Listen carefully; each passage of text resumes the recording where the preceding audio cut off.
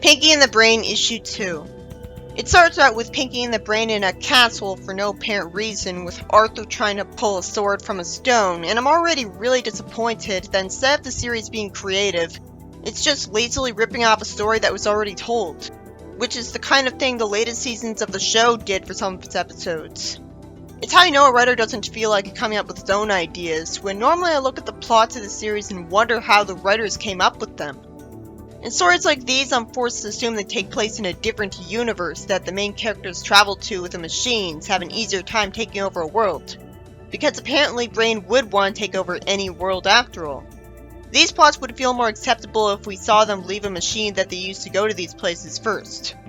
Eventually, after the usual gag where Pinky somehow doesn't guess what he's thinking, Brain predictably wants to lift the sword from the stone.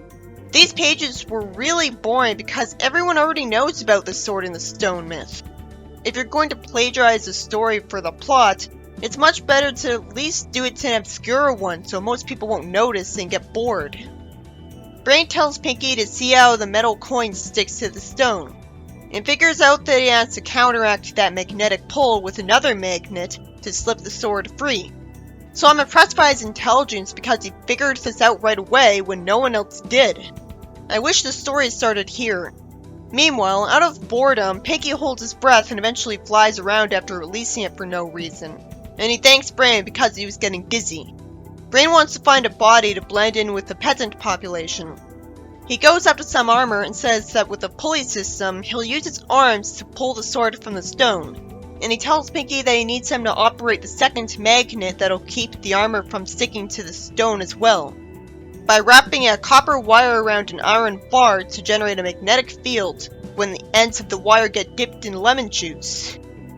While I wouldn't blame Pinky for assuming that Brain could make lemon juice invisible, he should have known that if he meant invisible lemon juice, he would have said invisible.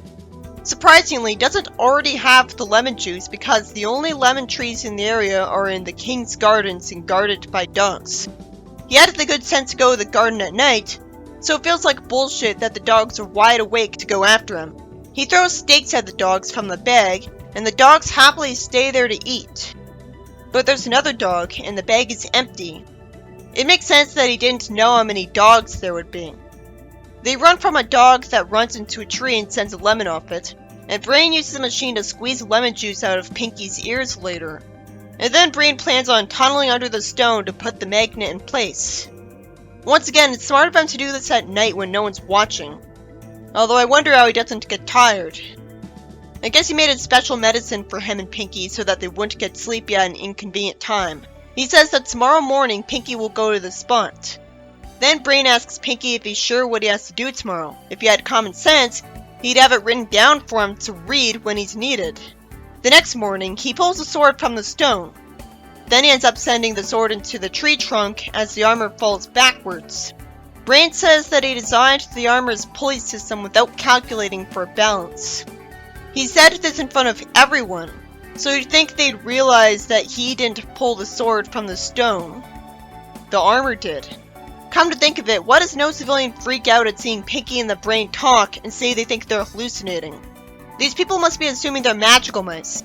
And usually people just assume that scientists made them and shrug it off because it's got nothing to do with their lives. Brain's lucky nobody's bold enough to kidnap him to make money off a talking mouse. Brain loses his balance again and sends the sword back into the stone. What's frustrating is that it crushing the second magnet could have easily not happened. So the armor blows up because of magnetism and he falls. I can't help but feel sorry for him at times like this. It's not like he's Eggman where he immediately makes it obvious that the world would suck if it was ruled by him because he already puts people in badness or roboticizes them without them doing something that would irritate him first. We see someone say that Brain can't be king anyways because he's short and his head's too small to wear the crown. He should have anticipated that, although he could make a custom crown. And he naturally points out that he did pull the sword out, but they laugh at him.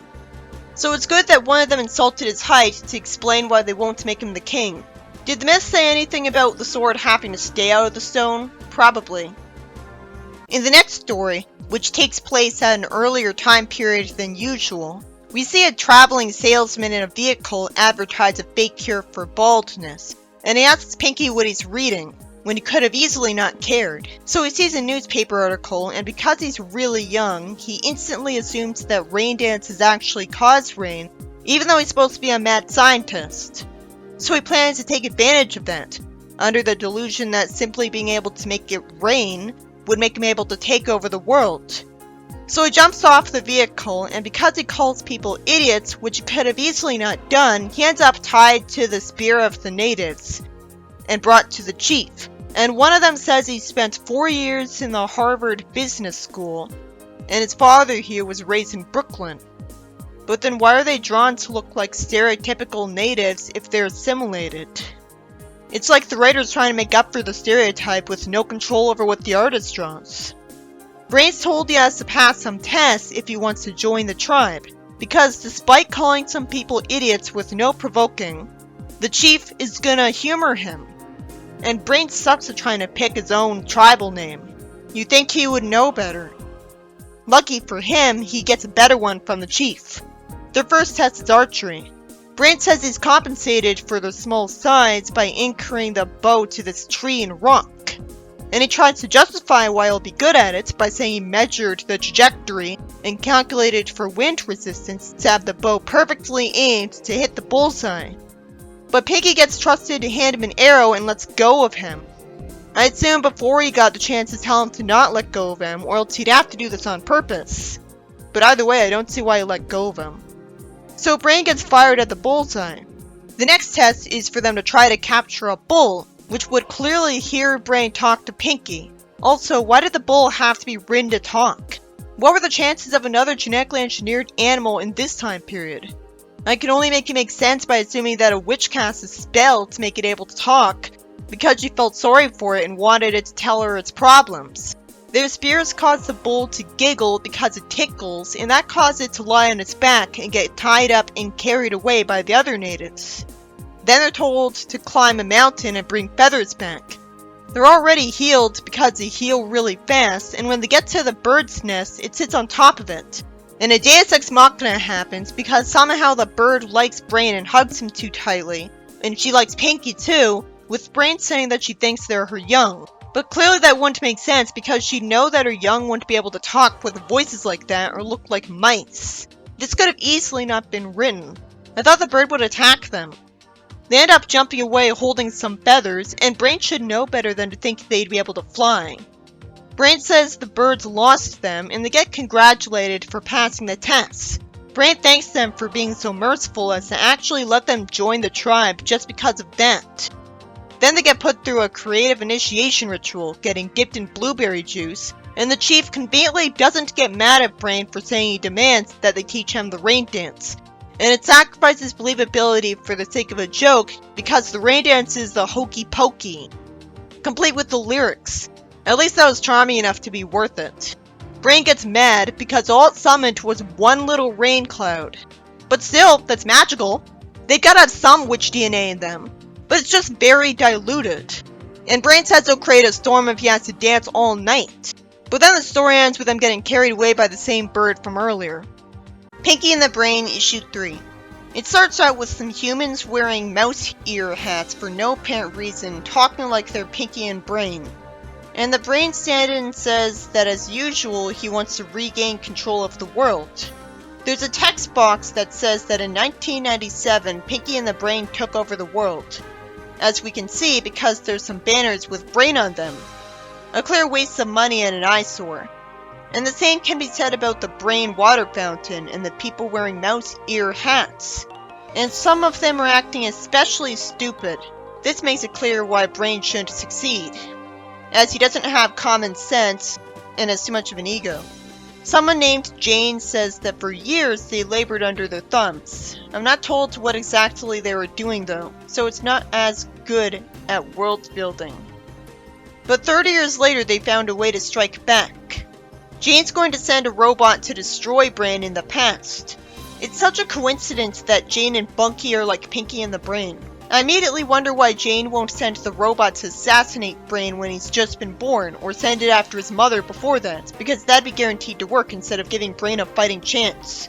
Well, this actually makes sense. Since people don't know where Brain was born, and even he doesn't know, nobody would know exactly where to send the Terminator. Since Brain was born as a normal mouse, nobody would know which mouse to send the robot after and would have to be told to target every mouse. And there's so many mice that the robot would never find him. I assume that Jane doesn't have the resources to make as many Terminators as she wants in a future like that. So she'd have to give up after the first few robots. But I don't see why she wouldn't send a robot after him the second after he was made Brain as we know him. And I don't see why the robot would be shaped like Brain when it's metal on the outside, so it's not going to blend in. It would have been smarter to have the robot look like Pinky on the outside to catch Brain off guard. And then he'd get defeated before he would know he was in danger. That'd be accomplished by sending the robot after Brain at midnight when he's asleep. The robot says he has to reset his watch because of 30-year jet lag. It's plausible that Brain could have used his technology to become immortal, so that it makes sense for him to live for more than 30 years. He could have his mind sent to a younger clone every so often. In the present, Brain tells Pinky about a medical beeper in disguise that he made. Using something that's derived from walnuts somehow, it amplifies the squeaking sound made by corduroy pant legs to an unbearable pitch, and he plans on using that to annoy people into letting him take over. Pinky tells him doctors don't wear corduroy trousers, and Brain thinks this means that his plan is gonna fail and gives up on it already. Even though if his plan is to make an annoying noise, he could just project an annoying noise from something a lot.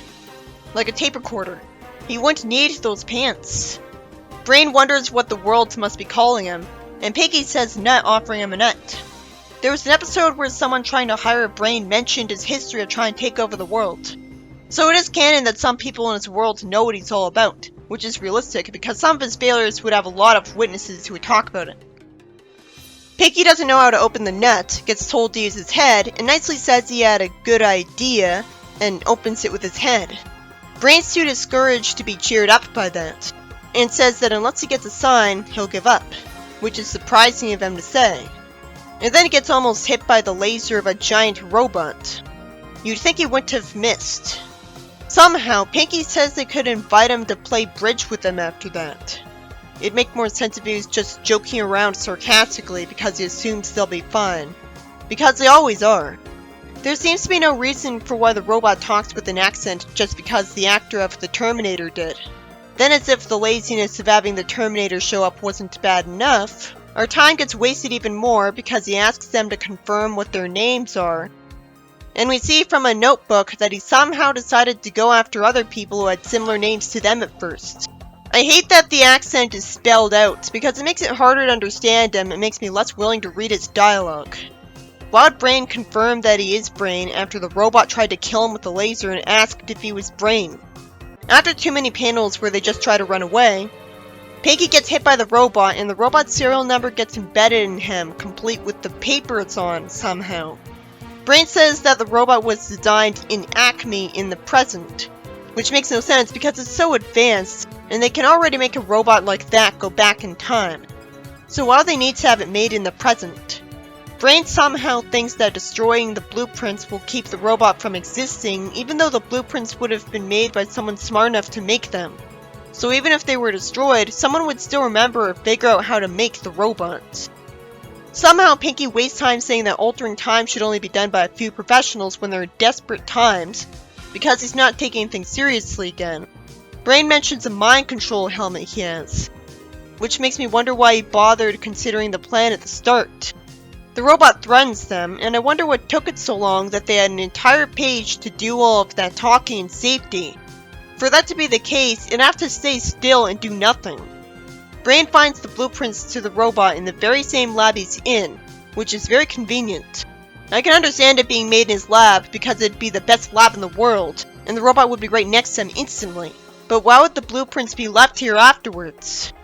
Brain uses a pencil to change the serial number, and that causes a toaster to appear in the robot's hands and shoot out burnt toast, because that's the same serial number as the 4-slice toaster. Pinky compliments him as I wonder why a changed serial number would have this effect when the rest of the blueprints remain the same. Then he does something like that again, and the robot gets set on fire. Pinky apologizes because Brain didn't want to be threatened with fire, and somehow a change in serial number made the robot have flower petals around it and duck feet. The robot says he can destroy them with his bare hands and doesn't need those weapons. Why would the robot see entirely in red? Brain writes down on the blueprint and shrinks the robot, humiliating him. It's nice of Pinky to call him cute and want to keep him. He feeds him a nut, and Brain stops taking him seriously. So I assume that he was made harmless. In the next story, it starts out in the time of Henry VIII. The jester bores that king, calling his own mother a horse, and his Brain Pinky are eating little pieces of cheese on the floor that'd only be there if it was intentionally put there to feed them, maybe because those people were bribed into doing so. The queen warns him that he needs to take better care of his health, and when he says he'll trade her in for a newer wife if she keeps telling him what to do, Brain gets a plan to disguise himself as a mistress for the king and get him to marry him. That's gonna be forced because of how it'll look. Why can't it just be explained that he's gonna brainwash the king? Pinky even tries to warn him that he's not the king's type. And when Brain asks what type he is, when he could have just asked him what he meant, Pinky admits that he doesn't have a nice personality. Brain's ridiculously overconfident if he thinks he'll be able to make himself look like a pretty lady, without using a shapeshifter ray, which I'm sure he could invent. We shouldn't even be shown this because it's a foregone conclusion with the series that he'll somehow fool the king anyways. Pinky says Brain's short and dumpy and doesn't get punished for it, so that's nice of him. The mirror breaks in front of Brain, and that only happened if it was a magic mirror donated by a reckless witch. They end up getting kicked out of the shop for that, and out of multiple shops, and then eventually Pinky decides to give Brain a corset, and they go through multiple different outfits, including a Marge Simpson reference for no reason. Brain says that the future queen couldn't be seen with a common mouse, ignoring the fact that Pinky doesn't look like a common mouse, and has Pinky get dressed up too. He tells the guards of the castle that he's come to woo the king. They laugh at them, and the only reason one of them would call Pinky a babe and he'd get whistles and compliments is that they're just joking to further make fun of Brain, and actually want them to meet the king to get laughed at. The drawbridge gets lowered. Pinky has to run away from the guards who would only be doing this to mess with him since he's so obviously not human. And Pinky shows some concern for Brain by asking him if he'd like him to loosen his corset. You'd think he would agree. Brain's called a monster, and the king says he can't be seen in public with him. Brain says stuff to try to get the king turned on the queen, and you'd think Pinky would get in trouble for insulting the king to his face. Brain sucks up to the king by telling the queen that the king can destroy his body any way he wants.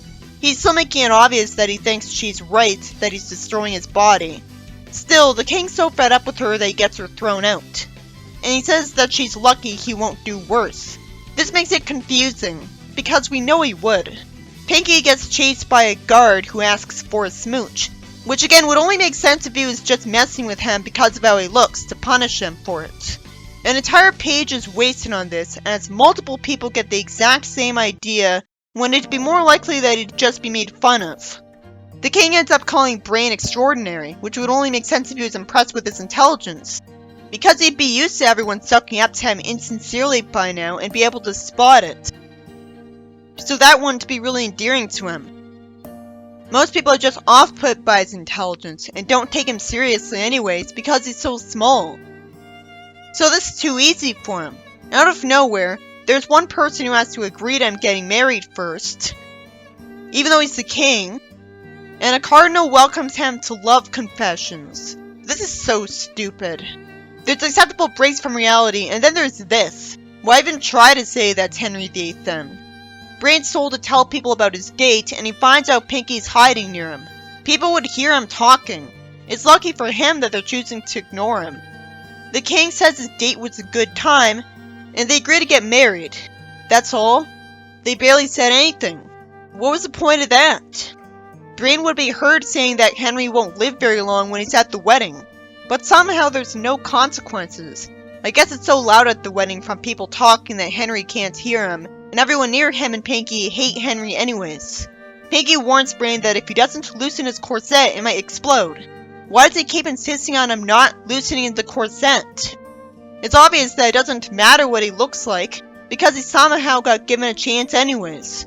So there's no reason he wouldn't agree so that he'd breathe easier. Also, anytime a panel like this happens, it just makes it too obvious how the plan's gonna fail. Someone from behind punches Pinky because he wants to bully him for his looks, and knocks him into Brain, knocking him out of his dress because the corset explodes off him. But why would that knock his dress off? The king says he won't marry Brain, not because he's clearly a mouse, but because the thrill is gone now that he's lost his clothes. I thought he'd refuse because he's a mouse, and he somehow didn't know that until now. But apparently, he knew he was a mouse all along. This story sucks. This story by Bob Wace and David Cody Wace lazily ripped off the concept of the Sword in the Stone so that we could see how Brain would react to it. I have to assume he used a dimension-traveling machine to get here. I don't actually see the plot of the story of the Sword in the Stone though. Just that kid trying to get it out. Brain gets some lemon juice from a king's garden, having to avoid angry dogs in the process. And he wants to use magnets and a pulley system and knight's armor to pull out the sword and become king. Never mind how weird it is that medieval civilians would be brave enough to elect a new king at all, instead of fearing retribution from the old one. Even if he succeeded, how would he expect to deal with the king and his army? Surprisingly, he fails not because of Pinky, but because his armor fell backwards and forwards because a supposed genius failed to account for balance. And the sword crushed the second magnet and destroyed his armor for some reason. It's a shame he was too lazy to make wooden armor, but then he wouldn't blend in. I wish I was told how Arthur is supposed to be a great ruler in the story, to make it more clear that the inexperienced kid deserves the title of king more, because Brain didn't act evil in this issue and look unsympathetic. This story by Jesse McCann was an interesting one where Brain thinks a rain dance would make him able to take over the world, when he shouldn't believe in its ability to work unless he's met witches in this universe.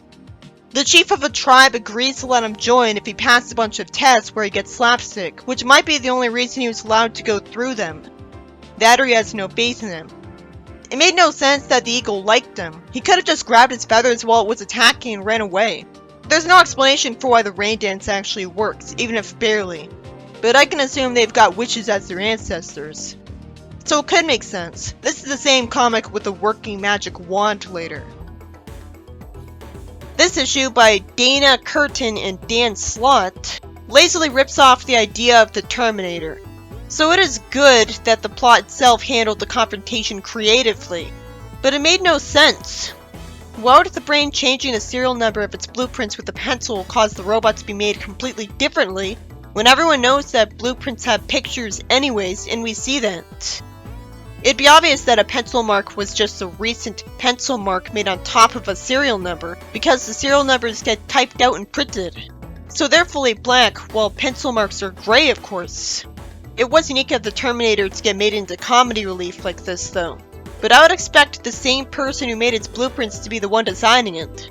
So he wouldn't make it a different way because he'd know it was altered. And if a different person from the blueprint maker made the robot after all, he'd have contacted the blueprint maker to question him about things. Not have the robot have flower petals or something. He'd make new blueprints.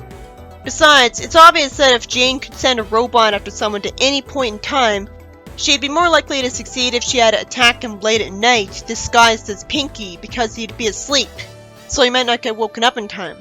This story by Jesse McCann was about Brain trying to marry Henry VIII in a bad disguise, which you'd think he'd know not to try because he's a genius.